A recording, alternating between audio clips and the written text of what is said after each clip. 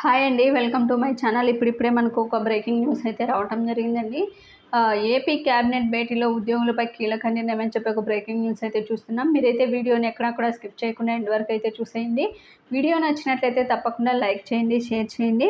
ఇక ఏపీలో చంద్రబాబు 4.0 సర్కార్ పాలనలో తన పాలనకు చర్యలు అయితే మొదలయ్యాయండి. ఇప్పటికే ఉన్నత స్థాయిలో బ్యూరోక్రాట్ల ప్రక్షాళన జరిగింది. ఐఏఎస్, ఐపీఎస్ ఆఫీసర్ల కేడర్లో తన ప్రభుత్వానికి అనుకూలంగా అంకితభావంతో తగిన స్థానాలను అప్పగించారు.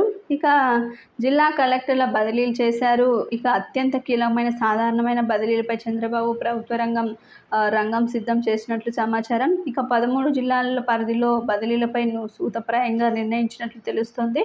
మంత్రివర్గ భేటీలో కూడా వీటి విధానాలు ఖరారు చేయనున్నట్లు సమాచారం. ఇక సచివాలయంలో జరిగే మంత్రివర్గ సమావేశంలో ఈ సాధారణ బదిలీలపై అయితే తుది నిర్ణయం అయితే తీసుకున్నట్లు సమాచారం. ఇంకా అదేవిధంగా ప్రభుత్వ విషయాలపైన కూడా పలు కీలక నిర్ణయాలు అయితే తీసుకున్నారండి. ముఖ్యమంత్రిగా బాధ్యతలు చేపట్టిన చంద్రబాబు గారు పాలనలో కీలక మార్పులు చేస్తున్నారు. ఇక తన ప్రభుత్వానికి మద్దతుగా నిలిచినందుకు నిబంధనలకు విరుద్ధంగా పనిచేసిన అధికారులను పక్కన పెట్టేశారు. కీలక పదవుల్లో అధికారిక నియామకాలు అయితే పూర్తి చేస్తున్నారండి. ఈ విధంగా అయితే ప్రభుత్వం ప్రక్షాళన అయితే మొదలుపెట్టేసింది. ఇది ఇప్పటి వరకు ఉన్నటువంటి లేటెస్ట్ అప్డేట్.